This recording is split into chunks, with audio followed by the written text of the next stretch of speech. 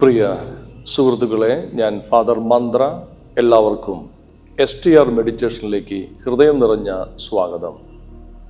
ഇന്ന് നാം ആത്മീയ ജീവിതത്തിലെ ഒരടിസ്ഥാന ചോദ്യത്തെക്കുറിച്ച് ചിന്തിക്കുകയാണ്. ആത്മീയ ജീവിതത്തിലെ ഏറ്റവും വലിയ അത്ഭുതം എന്താണ്? സാധാരണയായി ആത്മീയതയെ അത്ഭുതങ്ങളുമായി ബന്ധപ്പെടുത്തിയാണ് മനുഷ്യർ മനസ്സിലാക്കുന്നത്. രോഗശാന്തികൾ, പ്രവചനങ്ങൾ, അസാധാരണ അനുഭവങ്ങൾ, അല്ലെങ്കിൽ മറ്റുള്ളവരെ വിസ്മയിപ്പിക്കുന്ന ആത്മീയ ശക്തികൾ, ഇവയാണ് പലപ്പോഴും ആത്മീയതയുടെ തെളിവുകളായി കണക്കാക്കപ്പെടുന്നത്. എന്നാൽ STR മെഡിറ്റേഷൻ ഈ ചോദ്യത്തിന് മറ്റൊരു ദിശയിൽ നിന്ന് മറുപടി നൽകുന്നു. ആത്മീയ ജീവിതത്തിലെ ഏറ്റവും വലിയ അത്ഭുതം പുറം ലോകത്തിൽ സംഭവിക്കുന്ന ഒന്നല്ല. അത് മനുഷ്യന്റെ ബോധത്തിൽ സംഭവിക്കുന്ന ഒരു ആന്തരിക ഉണർവാണ്. ഒരു മനുഷ്യൻ ആദ്യമായി സ്വന്തം ഉള്ളിനെ വ്യക്തമായും സത്യസന്ധമായും കാണാൻ തുടങ്ങുന്ന നിമിഷമാണ് ആത്മീയ ജീവിതത്തിലെ ഏറ്റവും വലിയ അത്ഭുതം. ജീവിതത്തിൽ നാം അനേകം കാര്യങ്ങൾ നിരീക്ഷിക്കുന്നു. ലോകത്തെ നിരീക്ഷിക്കുന്നു, മറ്റുള്ളവരുടെ ജീവിതം വിലയിരുത്തുന്നു, അവരുടെ വിജയങ്ങളും പരാജയങ്ങളും കാണുന്നു, അവരുടെ തെറ്റുകളും കുറവുകളും തിരിച്ചറിയുന്നു. എന്നാൽ മനുഷ്യന് ഏറ്റവും പ്രയാസമുള്ള ഒരു ദൗത്യമുണ്ട്: സ്വയം കാണുക.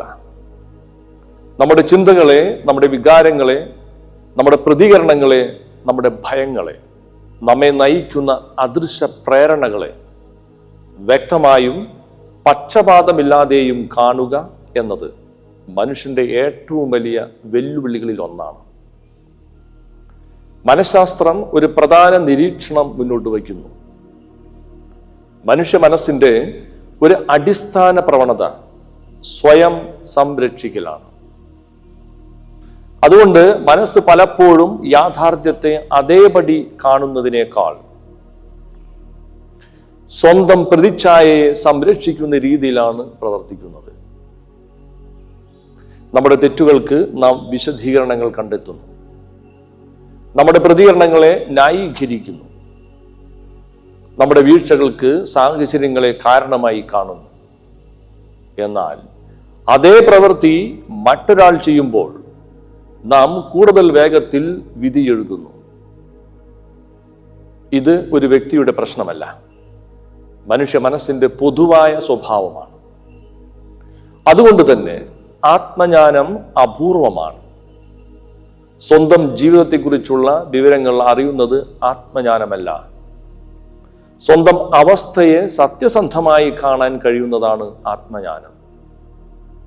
ഇവിടെയാണ് STR മെഡിറ്റേഷൻ ഒരു പുതിയ വഴി തുറക്കുന്നത്. ധ്യാനം ആദ്യം മനുഷ്യനെ മാറ്റാൻ ശ്രമിക്കുന്നില്ല, ആദ്യം മനുഷ്യനെ കാണാൻ പഠിപ്പിക്കുകയാണ് ചെയ്യുന്നത്. ചിന്തകളെ കാണാൻ, ശരീരത്തിൻ്റെ പ്രതികരണങ്ങളെ കാണാൻ, അഹങ്കാരത്തിൻ്റെ പ്രവർത്തനങ്ങളെ കാണാൻ, അബോധ മനസ്സിൽ രൂപപ്പെട്ട ശീലങ്ങളെ കാണാൻ.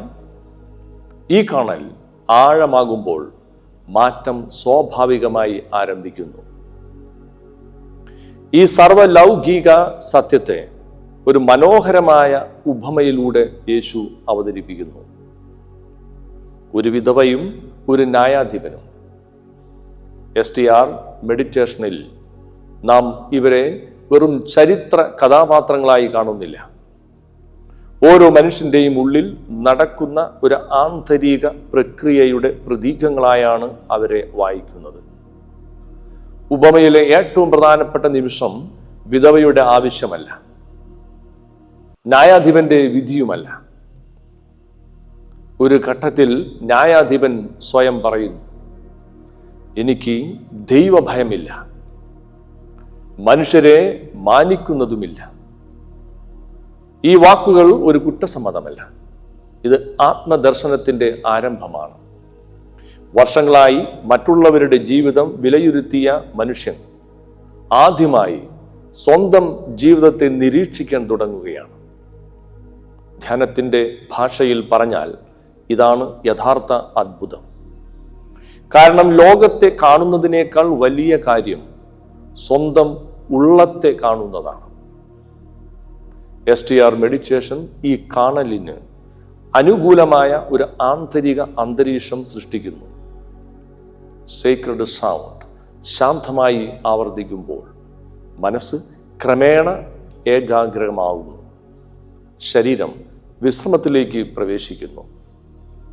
നാഡീവ്യവസ്ഥ സമതുലിതാവസ്ഥയിലേക്ക് നീങ്ങുന്നു. ചിന്തകളുടെ തീവ്രത പതുക്കെ കുറയുന്നു. ഈ നിശബ്ദതയിൽ ഒരു പുതിയ കഴിവ് ഉണരുന്നു. സാക്ഷിയായി സ്വയം കാണാനുള്ള കഴിവ്.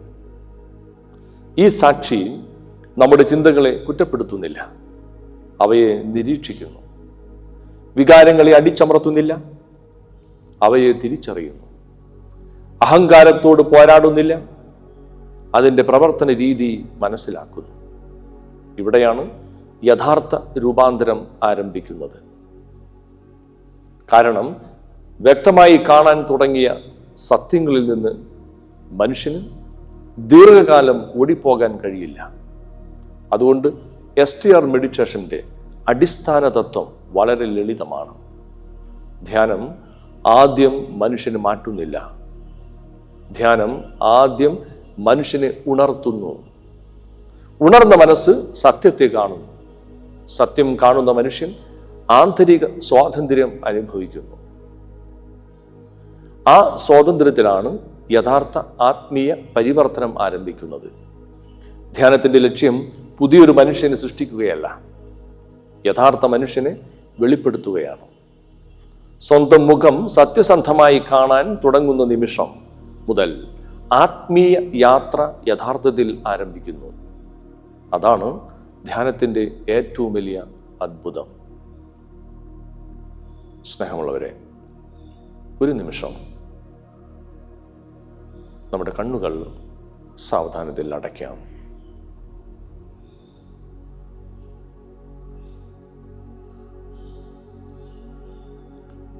ശരീരം സ്വാഭാവികമായി വിശ്രമിക്കട്ടെ.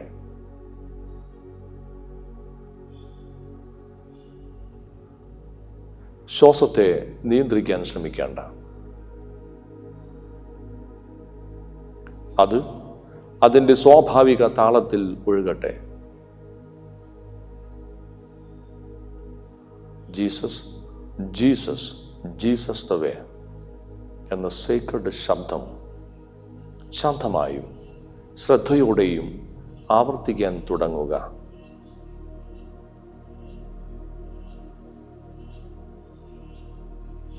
ചിന്തകൾ ഉയർന്നു വന്നാൽ അവയെ തടയാനോ പിന്തുടരാനോ ശ്രമിക്കേണ്ട. വെറും സാക്ഷിയായി അവയെ നിരീക്ഷിക്കുക. വികാരങ്ങൾ ഉയർന്നു വന്നാൽ അവയെയും അതേ ശാന്തതയോടെ ശ്രദ്ധിക്കുക.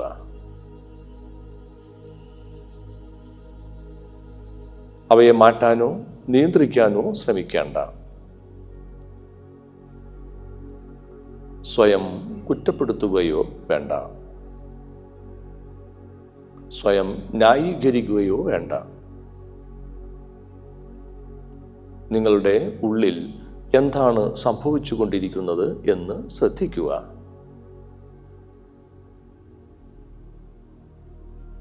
മനസ്സ് എവിടെയാണ് നിലകൊള്ളുന്നത്? നിങ്ങളുടെ യഥാർത്ഥ അവസ്ഥ എന്താണ്? ആ സത്യത്തെ സൗമ്യതയോടെയും സ്വീകരണത്തോടെയും കാണുക.